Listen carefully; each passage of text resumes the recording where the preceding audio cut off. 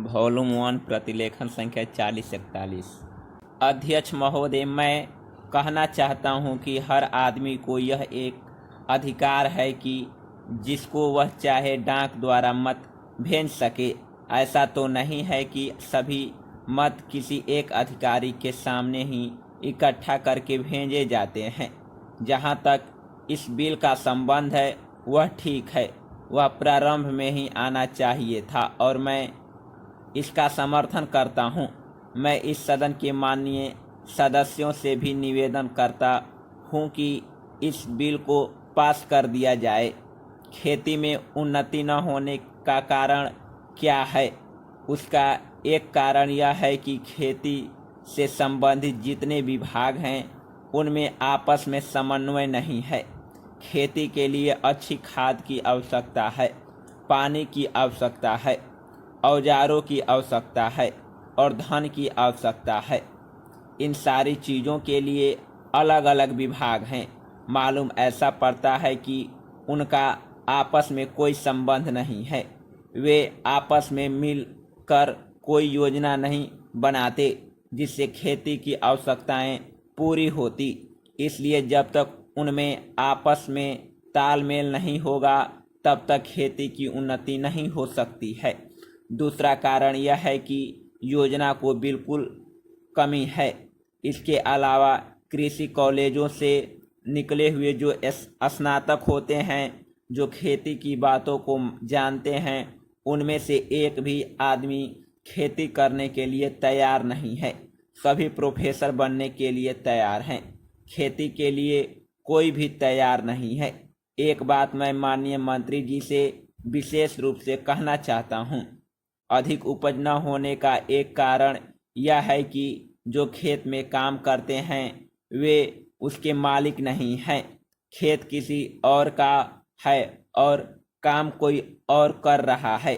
इसलिए मेरा कहना यह है कि किसानों में जब तक यह भावना पैदा नहीं होगी कि यह मेरी भूमि है, तब तक अधिक उपज नहीं हो सकती। इसके लिए आप जब तक भूमि सुधार नहीं करेंगे तब तक कोई बात बनने वाली नहीं है। दुर्भाग्य से इस देश में खेती करने वाले बहुत कम लोग ही भूमि के स्वामी हैं। खेती की उन्नति के मूल आधार है पानी, खाद, बीज, धन, उपज का उचित दाम और भूमि सुधार। इन सब की ओर कृषि मंत्रालय का ध्यान नहीं है। सरकार को प्रत्येक खेत को पानी और हर आदमी को काम देना सुनिश्चित करना चाहिए। अध्यक्ष महोदय, सरकार चाहती है कि अन्न के मामले में देश आत्मनिर्भर बने।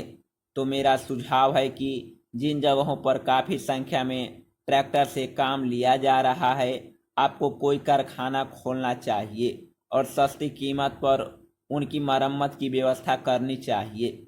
आप बाहर से ट्रैक्टर मंगा रहे हैं।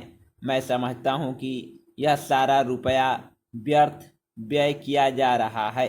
मेरा सुझाव है कि इस देश में ही ट्रैक्टर बनाया जाए। बाहर से खेती के सामान जो आ रहे हैं कारखानों से होकर ही आ रहे हैं।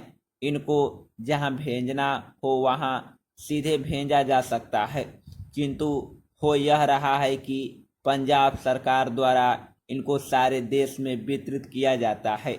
चूँकि इनको पहले पंजाब भेजा जाता है और फिर सारे देश में भेजा जाता है, इसलिए खर्चा ज़्यादा लगता है। खर्चा कम करने के लिए, लागत कीमत कम करने के लिए यह आवश्यक है कि इनको सीधे भेजा जाए। मैं समझता हूँ कि इसमें कोई औचित्य की बात नहीं है। इस पर भी आपको विचार करना चाहिए। आपको किसानों की सहायता करनी चाहिए, उनकी हिम्मत आप न तोड़े। हमें चाहिए कि उनको हम सस्ते दामों पर खाद दे, बिजली दे, बीज दे और पानी भी दे। लेकिन ऐसा न करके हम देख रहे हैं कि हर चीज़ के दाम बढ़ाए जा रहे हैं। नलकूप पर आप कर लगा रहे हैं, उनको बिजली नहीं मिल रही है। इस ओर आपका ध्यान जाना चाहिए। वास्तव में आप कृषि की उन्नति चाहते हैं तो सिंचाई और बिजली का काफ़ी इंतजाम होना चाहिए। जब तक सिंचाई और बिजली का इंतजाम नहीं होगा तब तक खेती की उन्नति नहीं हो सकती। अब तक सिंचाई और बिजली तो एक मंत्री के हाथ में है, लेकिन कृषि दूसरे मंत्री के हाथ में है।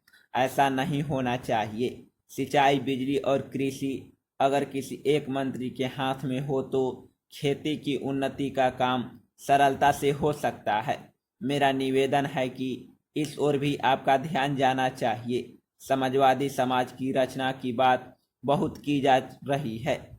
गरीब को दूर करके हम सबको बराबर लाना चाहते हैं, लेकिन देश में गरीबी आज भी बढ़ती जा रही है। मैं यह नहीं कहना चाहता हूं कि हमारे देश में सरकार ने कुछ नहीं किया है। समाप्त।